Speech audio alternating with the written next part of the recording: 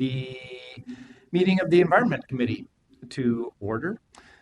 Quite a few things on our agenda this afternoon, the first of which is the approval of the agenda. So moved. There's Second. a motion and a second to approve the agenda. All in favor say aye. Aye. Opposed say nay. Carries. Approval of the minutes is next up from June 25th. Regular meeting of the Environment Committee. Is there a motion? Move to approve approval the as written. minutes? The motion has been made and seconded. And all in favor say aye. Aye. Opposed nay. Carries. That takes us to the consent agenda, where we have 3 items: City of Woodbury 2040 comp plan, the City of Minnetrista 2040 comp plan, and the City of Osseo 2040 comp plan. Is there a motion to approve the consent agenda? I move. Second. Motion has been made and seconded. All in favor say aye. Aye. Opposed say nay. Carries. Mr. Chair? Yeah. I just have one question. I know at a meeting when I was gone, you guys talked about putting them on the consent agenda if there was sufficient capacity. I would just ask that in the report, it says whether the existing capacity is sufficient or whether there's planned improvements, because it's just helpful to know where in the region we have excess capacity and where we are going to need improvements to accommodate the planned growth. If that's okay.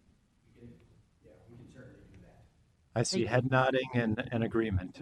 If the folks watching on the video didn't catch that. Very good. Great point. Consent agenda. We did vote on that, did we? We did. Yes, we did. So we're good to go there. That takes us to our non-consent agenda items, where we have 4 items. First one is 2019-190 MCES Wastewater Rates and Charges Adoption. Mr. Smith, welcome back. Good afternoon, Mr. Chair. Thank you. My name is Ned Smith, and I am the Director of ES Finance and Revenue. And we are here today to talk through our wastewater rates and charges, as well as kind of a report back on our the open houses. So to start with, the proposed action is that the Metropolitan Council adopt the wastewater charge rates and charges outlined on page 1 of the business item to be effective January 20th. And we'll dig in a little bit to how we got here. So for today, we'll talk through the 2020 rate setting schedule at the executive summary level, give you a briefing on how the customer workshops and open houses went, talk through the 2020 executive summary, and then just a brief recap of our sources and uses, as well as our debt service, sewer availability charge, and industrial rates. These will all be similar or identical to what we shared on May 14th, so it should be pretty quick. They're just there so that they are in the record, although some of them are fun to always repeat. To start with, just to remind you of the calendar, we had 3 industrial workshops, 1 with our liquid waste haulers and 2 with our industrial waste customers back in March and April. And then in May, that's where we presented our initial proposed rates to you. And then we took them out to the customers on May 23rd out in Minnetonka and June 6th at the League of Minnesota Cities. We are here today to formally approve the rates. I would say that this is different than the budget, just because that can be somewhat confusing. So today we are here to formally approve, from an Environment Committee perspective, the rates that we want to charge our customers for 2020. And then that will get forwarded to the broader council on July 24th for council rate adoption. And then on August 21st is when we actually present the formal budget as part of the broader council budget. But the interesting thing is we can't build our rates until we know our budget, so we are in the fortunate position of our budget is done. In terms of the open house and customer workshops, these were very successful. Starting with, this is I think our 2nd year with a format where we set up stations around the room. Where we have this year we had about 12, and these were with various departments within ES. So it could be I&I, it could be water resources, it could be water quality, capital program, SAC. We had one table that had specific billing information. So if you needed to know what your city's drivers for your bills were, you could see those one-on-one and talk through with a qualified engineer. And the other thing that we did different was we did a little bit of room engineering to kind of focus the crowds through those stations. They couldn't just walk in and sit down in the chair. They kind of had to go through the maze to make sure that they were learning as much as they could about MCES. We had 48 attendees from 30 different communities, which is a big jump in years prior. And in fact, if you include our industrial waste sessions, we had over 150 people come. Want to be sure to thank our chair members, our council members, as well as our chair. Chair Slawick was at the Minnetonka meeting, and other council members that came were Councilmember Steiners, Councilmember Wolf, Councilmember Barber, Councilmember Fredson, and Councilmember Vento. So thank you so much for that engagement with our customers. That's a huge help for us to see you all out there. And of course, we're proud of the work we do, and so we're glad we got a chance to share it with you. In terms of the executive summary, again, this looks very similar to what we showed you on May 14th. Regional wastewater charge will be 3.6%. That's the municipal wastewater charge. Every city's is different based on their flow, but this is year 3 of our 5-year commitment to keep that below 4%, which does help to keep it low across the region. Sewer availability charge will remain flat at $2,485 per unit because of our ongoing growth. And then our industrial strength charge, that got tweaked a little bit. On May 14th, we showed 3.9. The problem with our industrial strength charge is that we have to have the budget first done, and then our analysts can do all of the machinations to get there, and we weren't quite done on May 14th. So this had to do with some calculating how we allocate the charges out to the strength charge. There were some additional adjustments that he had to make that caused that to go up a little bit by 4.5, up by 0.6%. And then our industrial permit fee, that is pegged to the regional wastewater charge at 3.6%, so there's no change there. Also, our proposed uses, that has not changed relative to the 2019 budget. Pause for effect. Revenue sources, this is also identical to what we shared on the 14th. Do want to call out, though, that you'll see in other, there is $3.5 million use of reserves. That is kind of like a refund. So in 2018, we had a $5 million revenue overrun from an industrial waste customer. And so that was generated a surplus for our 2018 budget, 2018 actuals. And so when we get a surplus, we try to turn around and refund that back out to the customers. Refund is in quotes. We don't actually write a check out, but what we do is we decrease what we're going to charge them for 2020. So if you look at the actual budget, you'll see we are planning a deficit for 2020, and this is how we're covering that difference. But it's a way we give rate relief to our customers. Uses, there is also no change. Again, it's just good to note that 48% is our debt service. We do see that number coming down in the future, and I'll walk through the math behind that. And then salaries and benefits is our number 2 expense at 23%. Any growth there is primarily driven by increase in salaries and medical expenses, as well as some slight increases to cover our Rogers acquisition. But those increases are offset by additional revenue from Rogers. So that's pretty much a net zero. And then you can see the rest of our expenses are pretty evenly distributed amongst our categories. Just to briefly show where we stand with our wastewater outstanding debt, you can see we peaked back in 2018 at $1.36 billion, and that number is slowly coming down. A minor tweak. We're actually projecting 19 as well, so that little I don't have it with me, but just move that little line on the left between 18 and 19. But otherwise, we are peaking in 1360, and what that does for our debt bubble. So some of this debt bubble peak, right now we're getting about $7 to $10 million of additional expenses each year from our debt service. Debt service is like your mortgage payment.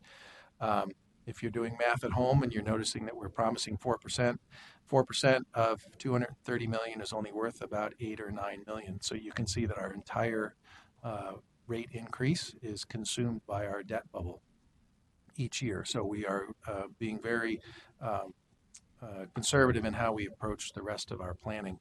But that is, we're going to get some relief by 2024 where our debt service will actually come down and continue to decline until about 2027. It'll level off and be much more easy to manage. Plus, our 4% increase will be generating additional revenue.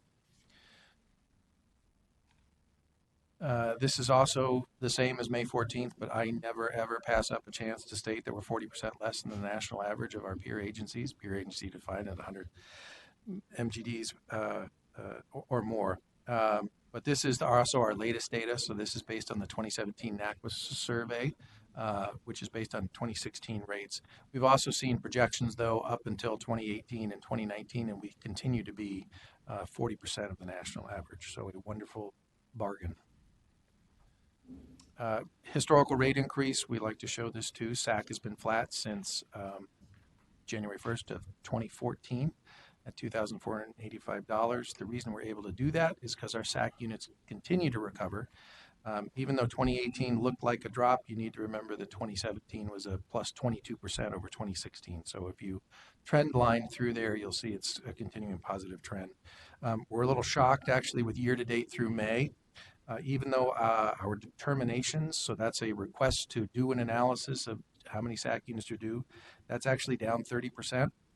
The units that we've collected is up 32% year to date to May of 2018. That is almost entirely driven by multifamily apartments and residential commercial combos. So like a 4-story building with retail on the first floor. We're still seeing very robust growth in those categories. So we'll keep monitoring that, but we certainly look to be on a positive trend, which will allow us to continue to grow our reserve fund into past 2018 and into 2019. You can see it is healthily, if that's a word, above our SAC minimum policy minimum balance. So that policy minimum balance is the average of 5 years of the SAC transfer. So you can see it is well above that, but we always like to make sure to go back to 2001 in our historic record keeping so we can see the effects of a recession when it hits, because it can be pretty devastating. So we are pleased with where we are, but we are being very conservative with how we project that out, because we think that I think there's a recession. There has to be at some point, but we're very pleased with where that is. So the proposed action is that the Metropolitan Council adopt the wastewater rates and charges outlined on page 1 of the business item to be effective January 1st of 2020. And with that, I'll stand for any questions. I have a question. Were we increasing SAC rates? I saw one was like 9% or so a few years ago. Was that at the height of the recession? I guess the bottom line to my question is, does it make sense? And I'm not interested in increasing anything if we don't really need to, but does it, because it's a hit on our businesses and economic development and whatnot. But I'm wondering your thoughts on instead of having 0% growth or 0% increases, does it make more sense to have modest rate increases instead of modest rate increases regularly instead of having 0, 0, 0, 7, 8, 9 increases? Yes, Mr. Chair and members of the committee. So the rate increases in 2007, 2008, and 2009 were meant to keep up with the decline of units.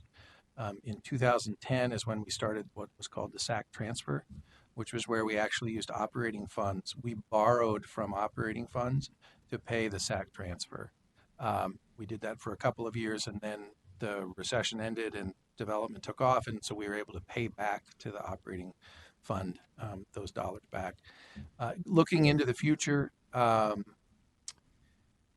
would be concerned that there could be an argument made if you are sitting on $90 million of cash, why are you increasing my rates? And actually what we are doing is based on our relatively conservative projections, we're projecting about 17 to 18,000 units per year throughout the 20s, the decade of the 20s.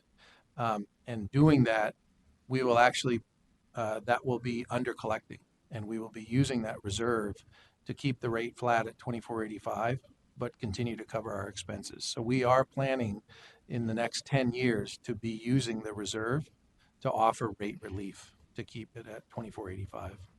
So you don't anticipate 7, 8, 9% increase. Because then the alternative is we are in the depths of a great recession. Why are you increasing my rate 9%, almost 10%?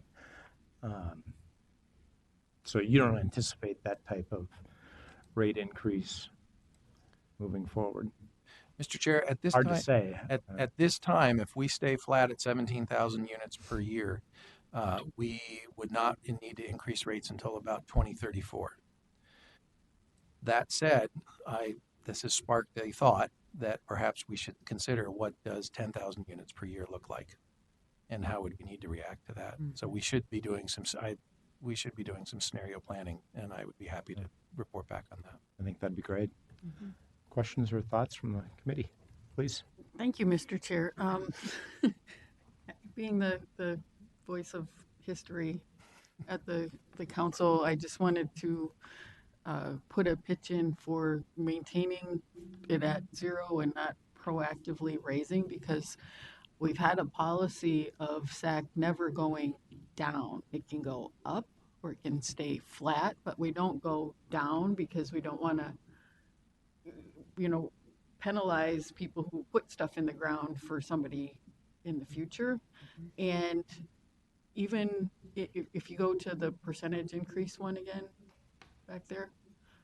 So back in when we were setting the budget for 2015, everybody was a little gun shy because of what had gone on in the past. And staff, I believe that year, proposed that we would still have an increase. And I said, things are recovering, our budget is doing better, it looks like we're going to be okay, let's look at 0, because we had some very substantial increases in the past, and staff went with that and it worked. If we had been scared and increased it, we would be creating an even bigger surplus that would be even more attractive to the legislature elsewhere to do something else with. So I think we are conservative enough in how we do it, but I don't want to kind of let's proactively increase it when we don't have a problem at the moment because of our feature of that it never goes down. If that makes any sense. Thank you. Yeah. Thank you, Chair. So my question was going to be, is there a certain threshold where you would actually consider reducing the certain threshold in the reserve fund that would prompt a reduction in rates? And so what I'm hearing is the council has said no. But can you speak more to, then you're saying you would offer a discount, and at what threshold, I guess is the question. Does it make sense? Mr. Chair and members of the committee, I would not offer a discount, and I would not lower it. And to Wendy's point, it's kind of the argument why deflation is bad for an economy, because if it's cheaper, well, that's a whole other conversation. But the concern is if I'm a guy and I open a pizza shop this year and I paid $10,000 in SAC, and a guy across the street opens the exact same size pizza shop and he only pays $8,000 in SAC, I would be frustrated. So we don't want to give latecomers a competitive advantage. We don't want to manipulate the market. We kind of want to let things happen as they do. So, so that's why we don't like to decrease the rate. But at the same time, I would not want to offer a discount either for the same reasoning. The only thing we would do is increase the rate if we felt like we weren't covering our expenses. Yes, please. Thank you, Mr. Chair. But one way of dealing with that is kind of doing a pay-go sort of thing so that you get paid ahead. So our reserves aren't going up and up, but we're getting a head start on the debt so that we don't have to pay as much interest. Correct? Mr. Chair, members of the committee, that's correct. So my follow-up question though would be, at what threshold do you get nervous about if that reserve fund reaches a certain level that folks up at the Capitol might start taking a hard look at that and potentially clawing some of those resources for other purposes? Mr. Chair, members of the committee, I never actually thought about it. My gut would be if we are about 10 to 20%, within 10 to 20% of the threshold. So I don't want to get down right at the threshold. So if it was, right now it's at about 45. So if it was around 55, that's when I would start to consider other approaches. Clarifying question. I meant, Upper end. yeah, the upper end of it. Yeah. Mr. Chair, members of the committee, so we are fortunate to be fiscally isolated from both the rest of the council and the state. But when it gets to $100 million, it does start to raise concerns. I can tell you that our CFO is a fierce advocate for keeping that money within the council. So that's yay for on our side. However, at around a certain level, and probably would be around 100 million, I would start to explore PAYGO. So using the SAC reserve fund to pay for capital projects that instead of borrowing for them. And then what's interesting about that is then we need to track that throughout the life of what would have been the bond, because I need to give SAC credit for the fact that SAC just paid for some of the debt. But I would say about 100 million. Thank you. Councilmember Vento. I was going to ask a follow-up question, but he answered it. I do want to add, however, and I think I might have said this at a previous committee meeting. As I was leaving the June 6th workshop, a staff member from, I believe, Oak Park Heights raved about the workshops, the quality of the communication, and all of the engagement work that's gone on. She noted that she just felt very well informed and prepared for this, and so I just want to commend the entire environmental services team. It's great praise to get. Absolutely. Mr. Chair and members of the committee, thank you. And I really want to recognize the rest of the staff because I don't do this by myself. My customer service cohort partner in crime, Janine Clancy, and I work on this together, and she's a wonderful partner and does a great, it takes a village. And I'm grateful to the rest of the staff who show up at each one of those forums. Smart village. Mm-hmm. Yes, Councilmember Wolf. Thank you, Mr. Chair. I'm just going to give the historical perspective again as well. In the past, when I first started, ES did not have the good relationship with communities that it does now, but there has been a very concerted push over many years by many people in the Environmental Services Division to improve our customer focus and our communication, both with our customers and with residents dealing with construction and whatnot, but also with the council members to really make sure that we thoroughly understand what's going on with the budget and with various initiatives in terms of improving processes and different things that the division is doing. So good job, guys. It's often not an easy thing to explain, no question about it. And but it's not an insignificant amount of money that we're talking about for our industrial customers, for the cities that we work with. So yeah, the more outreach, the better. And clearly, 150 roughly people total. That's with like 30 some cities represented and all the industrial customers. So I'd second that motion definitely to have great outreach. So well done, and we're looking for a motion. Move approval. Move approval that the Metropolitan Council adopt the wastewater rates and charges outlined on page 1 of the business item to be effective January 1st, 2020. All in favor say. You need a second. I need a second. Did I hear a second? I heard a second. Okay. All in favor say aye. Aye. Opposed nay. Carries. Thank you very much. Thank you, Mr. Chair. And that takes us to Ms. Clancy. I do believe, or maybe not. Mr. Gordon. Mr. Gordon, welcome. 2019-191 Waconia Interceptor 7508 improvements. Welcome. Good afternoon, Mr. Chair, committee members. I'm here to present the business item for the Waconia Interceptor 7508 improvements. This project is located between L70 and the east side of the city of Waconia passes through Lake Waconia Regional Park in alignment with Highway 5 just to the east of that park.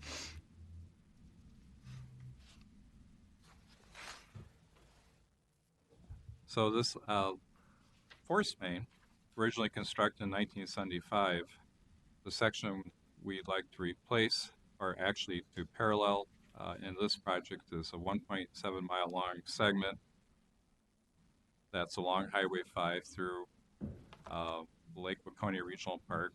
And it's in need of replacement due to age and provide future capacity. The force main system, the section that is in this project is one of the remaining sections of force main to be replaced as an overall project or overall program of planned improvements for both the force main and the L70 Waconia lift station. The force main serves the city of Waconia and Laketown Township through the city of Waconia and parts of the city of Victoria. The construction is scheduled for 2019 and 2020, and the new segment will be constructed as a 20-inch force main to parallel the existing 16-inch force main. The planning for the construction work has been coordinated with the city of Waconia, Carver County Park as a coordinated construction project for park and utility improvements. So our bids came in.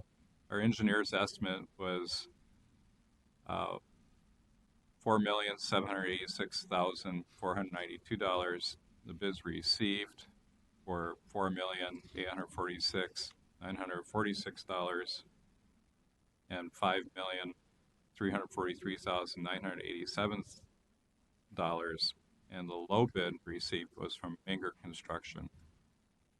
The project disadvantaged business enterprise goals that were set for the project by our Office of Equal Opportunity were 4% MBE or minority business enterprise and 4% women business enterprise, WBE. And Menger Construction exceeded those goals by committing 4.2% MBE and 5.1% WBE. And the project is included in the 2019 MCS authorized capital program with an authorized budget of $6.1 million. So today, the proposed action is that the Metropolitan Council authorize its regional administrator to award and execute a construction contract for the Waconia Interceptor 7508 improvements, MCS project number 808320, contract number 18P418, with Menger Construction Company Incorporated for their low responsible bid of $4,846,946.43. And I can take any questions at this time. Is 17 years kind of the average length of time for a force main interceptor? Or that seems a little low. Usually we're talking about like 40, 50 year type replacements. But Yes, for this, I'm going to have to back up here, Mr. Chair. 17 years in age for the original. Did I hear that correctly? Is that a 1.7 mile long segment? Oh, maybe that's where I got that. Anyways, how old is this? Is it like 40, 50 years old plus? The original 16-inch force main is on the order, I didn't write it down, but I believe it's on the order of 40 years of age, yes. Excellent. Mostly, it's a split reason for putting in a redundant force main. Part of it is both the redundancy as well as capacity is needed for future growth in that area. Thank you, Councilmember Wolf. Thank you, Mr. Chair. The staff report says that it was originally constructed in 1975. 70, I remember reading that now. And there's a lot of force mains out in the West Metro that were single barrel that the council has been converting to double barrel over time because you can't ever inspect them when you only have one. There isn't any place to put the stuff if you're going to inspect it. So it's been a good practice to have a double barrel so that you can shut one down and inspect the other one, or if something goes wrong, you have another place for it to go. But back in the day when these were put in, that wasn't the standard. I'm glad it is now. That's great. All right, very good. Other questions or comments? You are looking for a motion. I would move approval of the staff recommendation. Motion has Second. been made and seconded. All in favor, say aye. Aye. Opposed, nay. Carries. Thank you very much.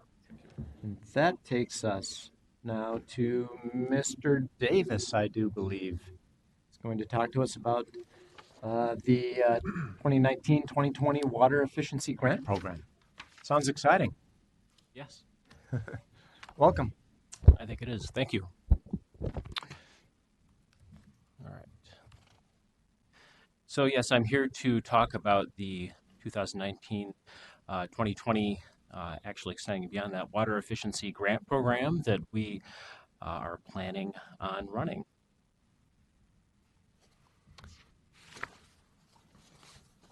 Let's see if we can advance it. There we go. All right. So just to give you a little overview about our unit and why we are doing this program, the Metropolitan Council must carry out planning activities addressing the water supply needs of the metropolitan area. This is per a 2005 action of the Minnesota legislature. These activities include the development and periodic update of a metropolitan area master water supply plan prepared with and subject to the approval of the Metropolitan Area Water Supply Advisory Committee, or MOSAC. Part of the work that is involved with developing the master plan and the other work that we do has a conservation or efficiency emphasis. And that is something that we have been addressing through multiple fronts over a number of years now. The Minnesota legislature in 2019 awarded the Metropolitan Council $375,000 in the first year and $375,000 in the second year of the biennium to implement a water demand reduction grant program to encourage municipalities in the metro area to implement measures to reduce water demand to ensure the reliability and protection of drinking water supplies.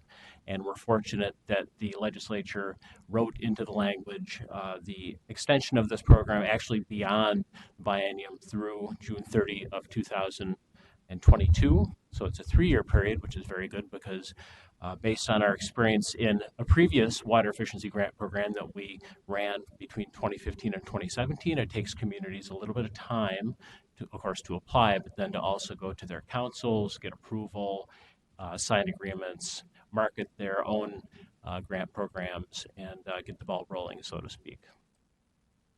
The goal of the program is to improve municipal water use efficiency in the 7-county metro area. Our plan is to structure this water efficiency grant program very much like the one that we successfully ran in the 2015 to 2017 biennium. So a lot of what I'm going to say here is exactly like what we did last time. The grants to municipalities will be awarded in amounts ranging from $2,000 to $50,000. A community can apply for a grant from us to operate their own water efficiency grant program in any amount ranging from the minimum $2,000 to the maximum of $50,000. And then part of the requirement is that the municipality throws in 25% of the amount so that the total comes to something greater than that. And you can see the example there for a hypothetical community. If they ask for $15,000 through our grant program, they need to apply another $5,000 of their own money, the skin in the game argument, for a total of $20,000. And that worked out quite well the last time. Applicants must be municipal water suppliers in the 7-county metro area. So we're looking for communities that have their own water utilities, of which there are many, to actually apply to the program and then use our money combined with theirs to implement their own grant or rebate program. That just a clarifying question. That municipal match, that has to be real dollars, not like staff time or. Mr. Chair, that is correct. Okay, great. Thank you. So eligibility, we do have some selection criteria that we may need to use. Last time around, we did not need to use the selection criteria, which were at that time the same as what you see here. And that was because last time the amount of money requested was just about exactly what was provided by the legislature. So I think we kind of got lucky that time. It was the first time that we had had a program like this. And so the word was not quite out in the world yet about the existence of this, despite our best efforts. But we had a lot of great success last time around. And I think based on my own conversations with people over the past number of years, I think we're going to have more applicants this time. So we may need to apply some selection criteria. And if we do, those criteria consist of the things you see here. Because we're focusing on the regional aquifers, which supply many of the communities in the metro area, we're going to be looking at communities that are supplied 100% with groundwater, which is the majority of the water suppliers in the metro area.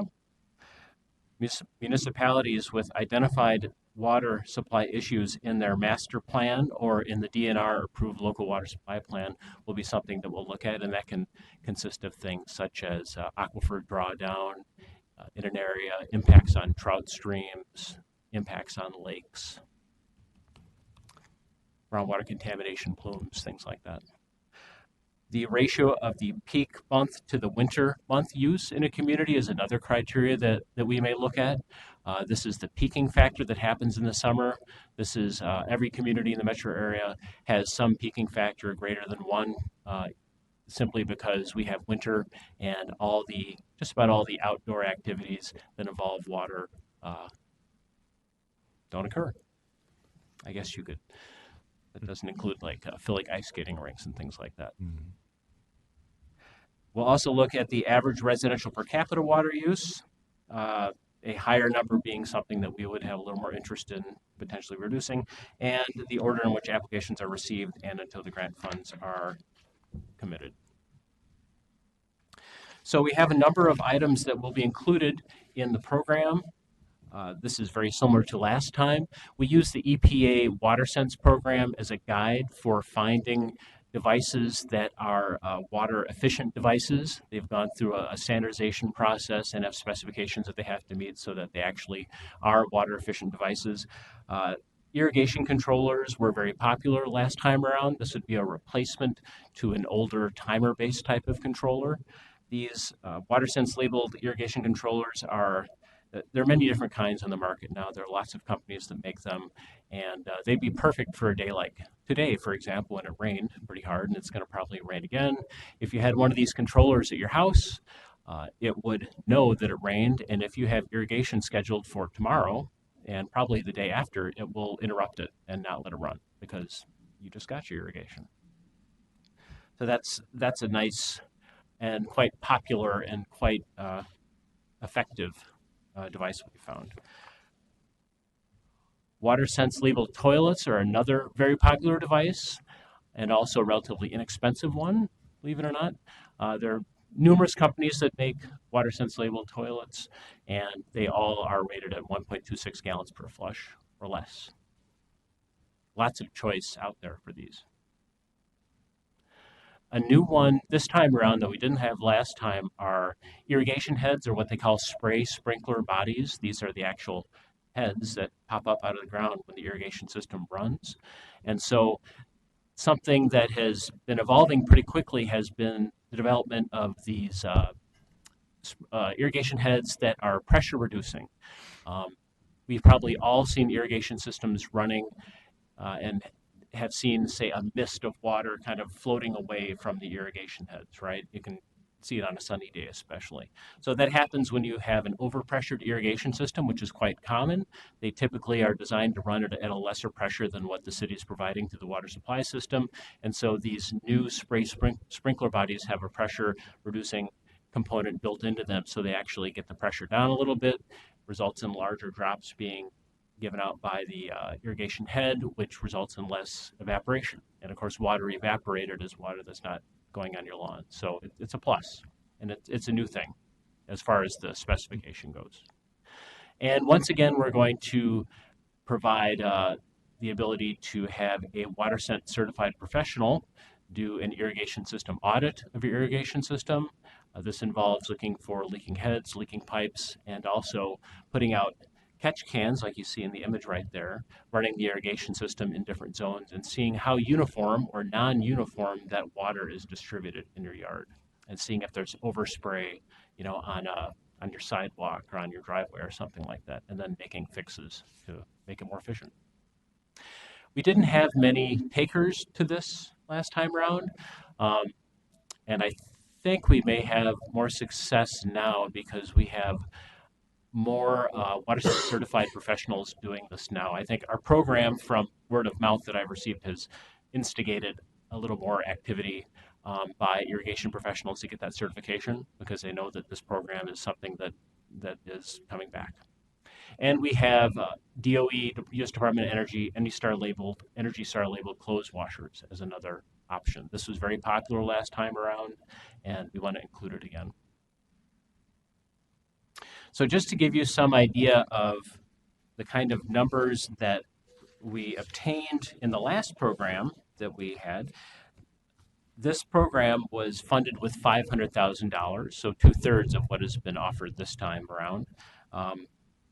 In the 2015 to 2017 program, we were able to fund the replacement of 4,514 different devices across the 7-county metro area. So that includes 2,380 toilet replacements, 940 clothes washer replacements, and 1,190 irrigation controller replacements, and 4 audits. And that resulted in savings of about 52 million gallons of water annually,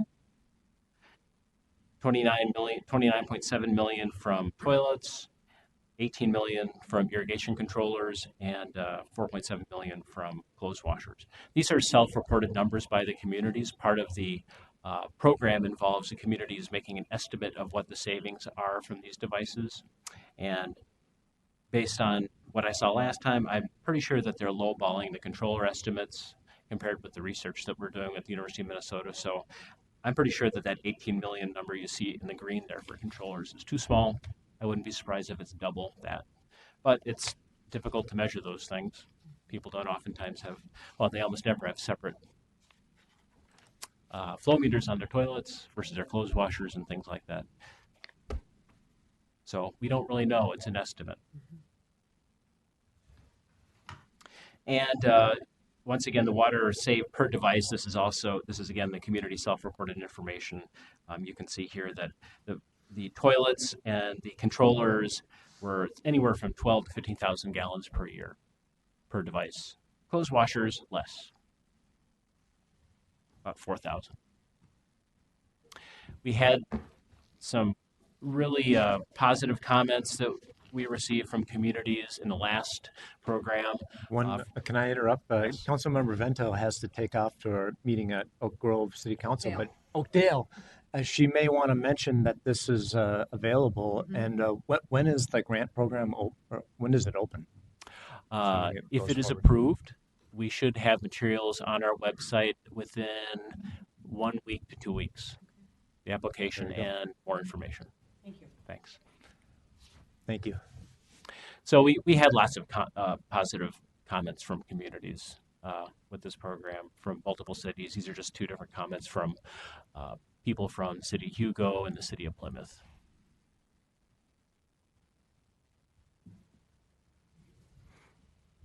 So the proposed process is as follows. Given approval of the program, we will be notifying communities around the metro area of the availability of the program through Gov Delivery and other means in July, in this month, within the next couple of weeks.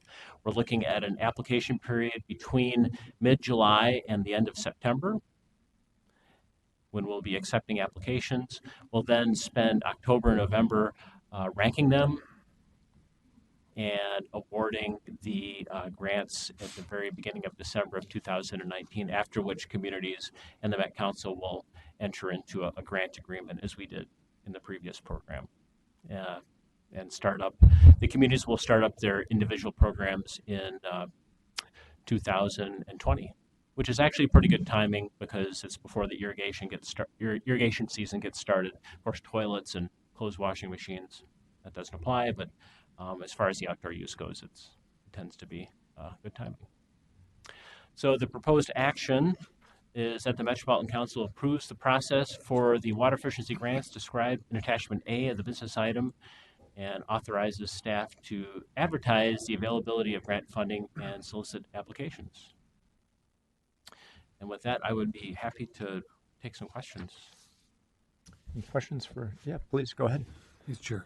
Can you say more about the selection criteria? I'm wondering if we actually have some sort of matrix that exists right now of, here's the municipalities that have 100% groundwater. Here's municipalities where we've identified, water supply issues.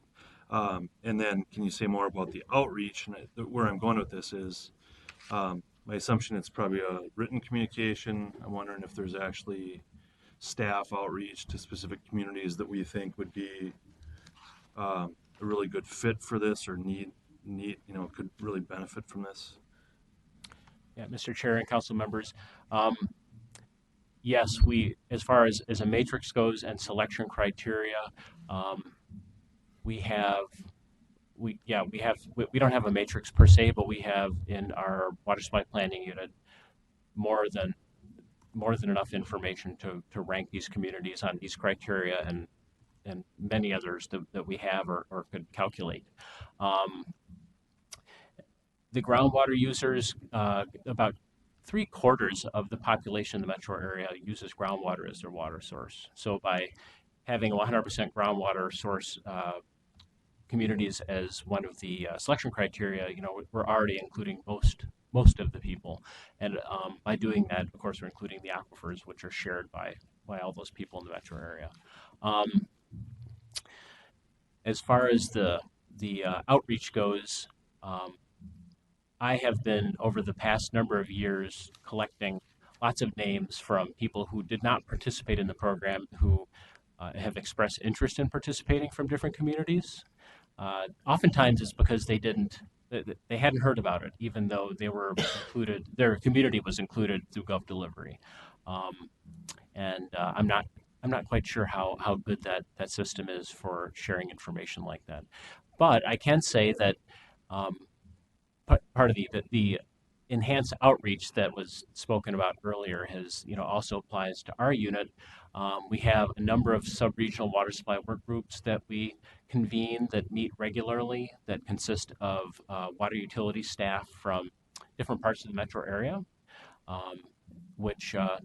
so they certainly know about the existence of this or the idea that it's coming back and have been asking me lots of questions about it.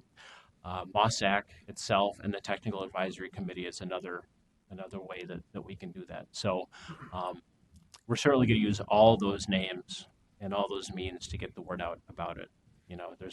I want to have as many applicants as possible.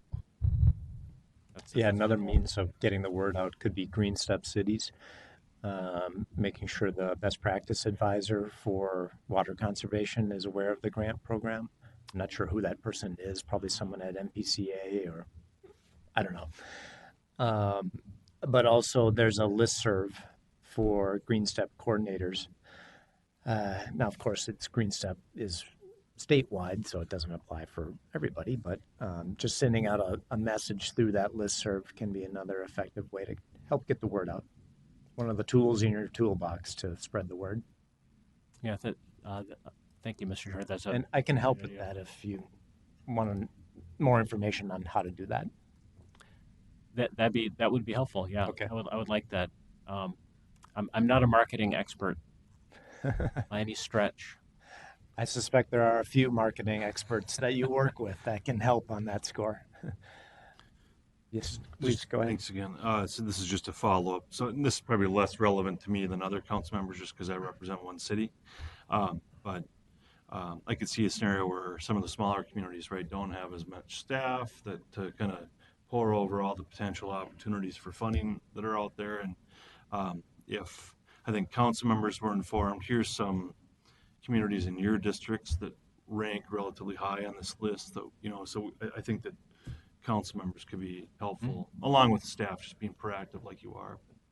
Encourage us to be as Absolutely. proactive as possible. Yeah, both for direct outreach from council members. We have our newsletters that go out regularly, and as a mayor, I heard about it a few months after the program was closed, and I don't. Falcon Heights doesn't use 100% groundwater, anyways, but I still remember talking to someone, some other city council member or mayor, and hearing about this low flow toilet deal that they had for all their residents to their Met Council. And I was like, wow, that is super cool. How do we get in on that? And then, it's closed and not sure when it's going to open up again. I'm like, dang it. Mm-hmm. So yeah, the more we can market it, the better, and use us. Absolutely. Wonderful. Okay, Mr. Chair, and council members, that's great. I know that one of our communication staff is working on a newsletter article now that is going to be published probably within a week, and perhaps that would be a nice way to give you something to share in addition to just talking about it, to actually have something on paper, that describes it with some detail. So perhaps that'd be a nice kind of 1-2 kind of combination. Sorry, I got one more. Yeah. And this might be a conversation for a different day, but as it relates to delivery, I guess I'm interested to know, does it just go to a city administrator? Does it go to only the mayor? Does it go to the mayor, all the council members? I'm just kind of interested to know what the reach is for the communications that we send out via Gov Delivery. And if you don't know that answer, I bet people are listening here. We can get a follow-up communication on that, or maybe you do know the answer. Yes, Mr. Chair and council members, I don't know the answer to that question, and I'm also really curious to know the answer to that question. There are people who I work with who know way more about that than I do. We can find out. Great. We'll get some follow-up Great. on Thank that. you. Further questions or comments? Okay, we're looking for a motion. Is there a motion? Move approval. Motion has been made to approve and seconded. All in favor, say aye. Aye. Opposed, nay. Carries. Thank you. I'm looking forward to hearing all about the exciting results. We'll 52 million gallons last time. Yep, every year. Let's blow that out of the water, All right, thank so you. to speak. Bada boom. All right, and that takes us to, last but not least, 2019-195, ratification of declaration of emergency for repair of Chanhassen Interceptor. Mr. Chair and members of the council, my name is Janine Clancy. I'm the Assistant General Manager for Technical Services, and tonight's request is to approve the emergency declaration for repair of Chanhassen Interceptor 8253-327. And the location of our facility is on the south side of Trunk Highway 7 in the city of Chanhassen. It's a 30-inch force main that was constructed in 1988. So it's less than 50 years old. As Adam was talking about earlier, it's in the vintage of 32 years old. On June 20th, council staff was notified by the city of Chanhassen of a potential spill. And staff immediately sought the assistance of an MCS contractor who was working in the vicinity. Was mobilized on our Mound, Minnetrista, County Road 44 interceptor project. That very large project, and the contractor was nearby. So staff requested their assistance because, again, they were mobilized nearby, and the spill, we were concerned, was rather significant. The Interceptor Services Business Unit also rerouted the flow in the pipe to another lift station in order to facilitate the repair. So on the page before you now is some photos of the repair while it was underway. You can see the photo that's on the top left shows a cutaway of the damaged pipe section prior to repair, showing a hole in the pipe that was the source of the sewage release. The rest of the pipe actually looks in good condition. So we believe there was just a defect in the pipe or some bad bedding materials that caused a deterioration of the pipe. On the upper left, you can see the new pipe and fittings being installed at the repair site. The contractor cut out a section of pipe and installed a new section, and then in fact added fittings in order to connect the pipe sections together. And on the lower left is a photo showing the size of the hole in the force main. So again, about the size of a tennis ball. And then finally, you see on the lower the lower right, is the restoration and the temporary trail reconstruction following the repair. So we have one contractor who was mobilized nearby that worked with us on the repair of the pipe.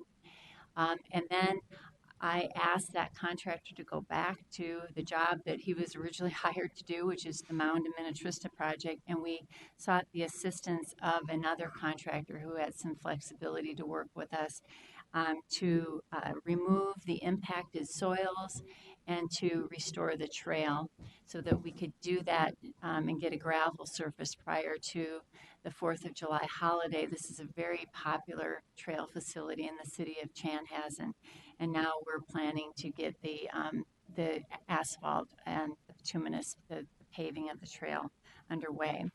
So I just wanted to point out that, one of the important aspects of being able to respond to these quickly is the impact to the environment. Our water quality staff monitored, I believe, 7 or 8 sites. Since that time, we've seen the water quality recover, and all sites are now below the water quality standard threshold, except for one location. We have one location where we have a little bit of stagnant water. But I will tell you that, again, being able to work quickly, remove the impacted soils really helped with the recovery of the lake. And so our request here, just as a quick scope, and we oftentimes are putting these estimates together quickly, but we anticipate engineering services, which will be nominal, replacement of 10 linear feet of 30-inch diameter pipe, pavement repair on the trail, surface restoration, and the total estimated cost is approximately $175,000. I will make note that we did impact traffic on Highway 7 for a short period of time, but we were able to put all lanes of traffic back in service by the evening of June 21st. So our action this evening is to request that the Metropolitan Council ratify the justification for the declaration of emergency for repairs to Interceptor 8253-327 in the city of Chanhassen, which is attached to the business item. Thank you. Questions? I'm curious, how do you actually physically divert the flow? You hear about the problem, and then you say it's got to be diverted, and then what happens to divert it? Mr. Chair and members of the council, depending on the situation, in this particular situation, we were able to divert the flow through a different lift station that was there. Councilmember Wolf spoke earlier about, in some situations, we have a double-barreled force main.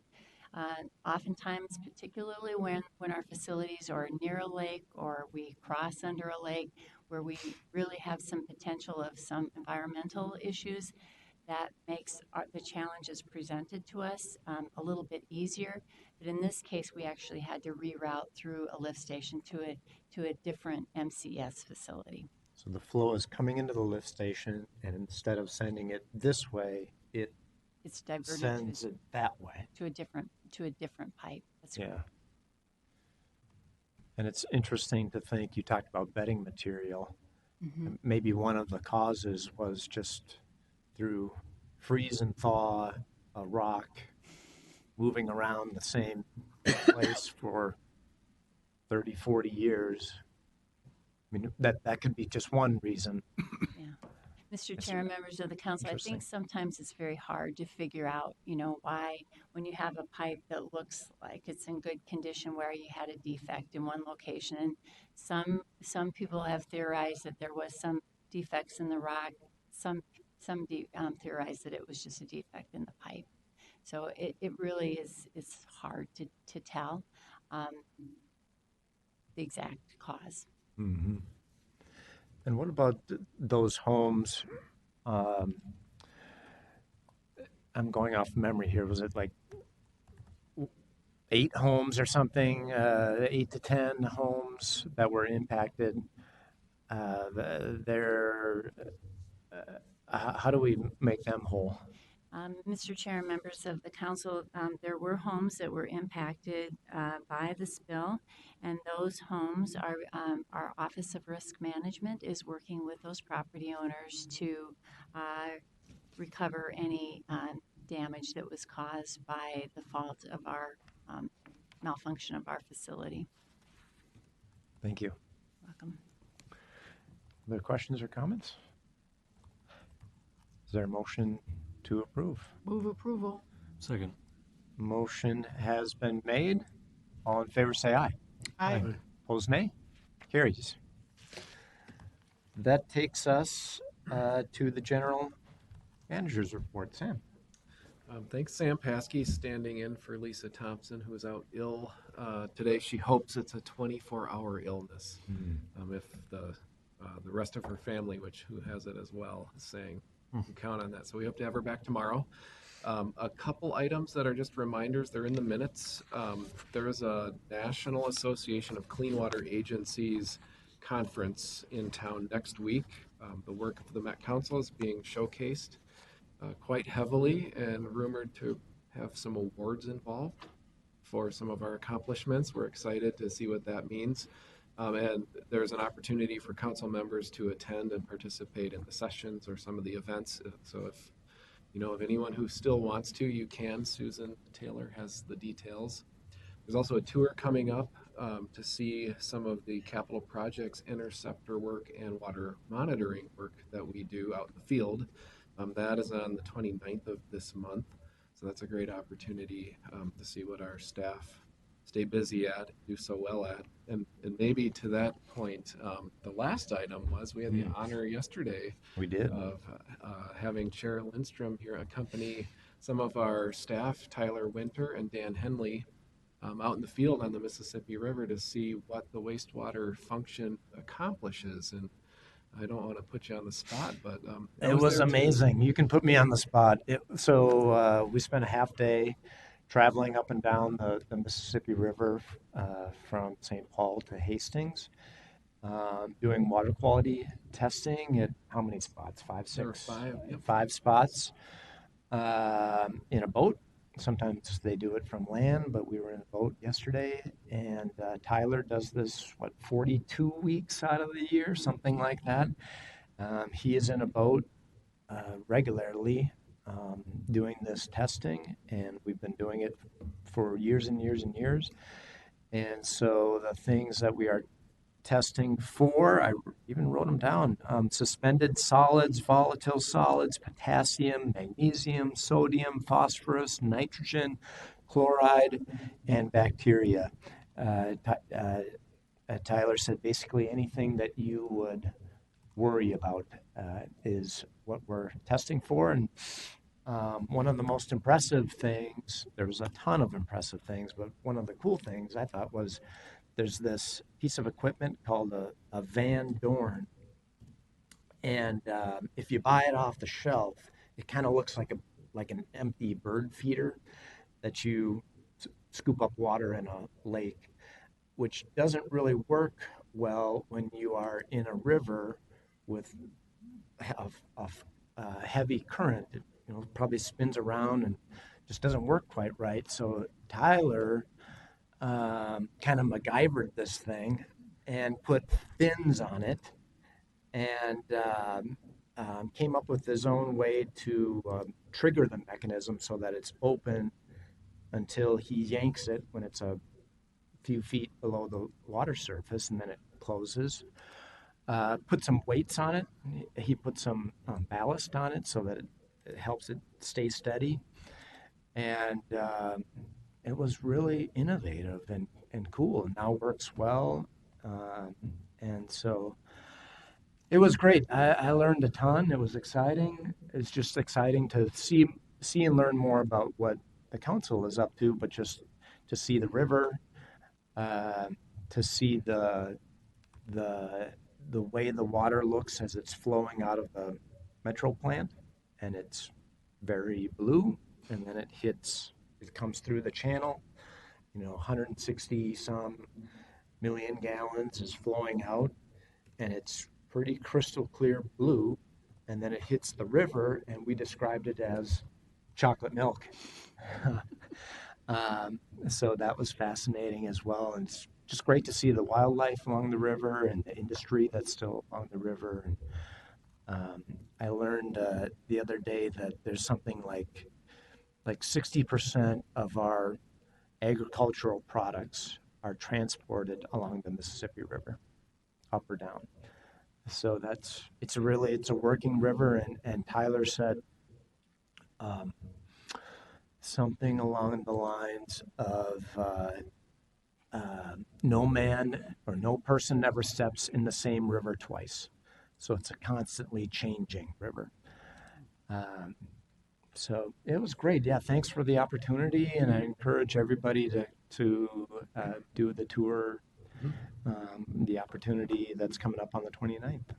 And the boat goes out more than once a month, probably once a week. So if you would like tours, or any other council member would like a tour, we can fit 4. So that's limited, but we're out there all the time. So please join us if you'd like. And they're doing water quality testing all across the metro region. So if there's something in your district, I'm sure we can make something work there as well. Great. Thank you. Anything else? That was it for me. All right. That takes us to adjournment. Motion to adjourn. Motion to adjourn. Second. Second. All in favor, say aye. Aye. Opposed, nay. We are adjourned.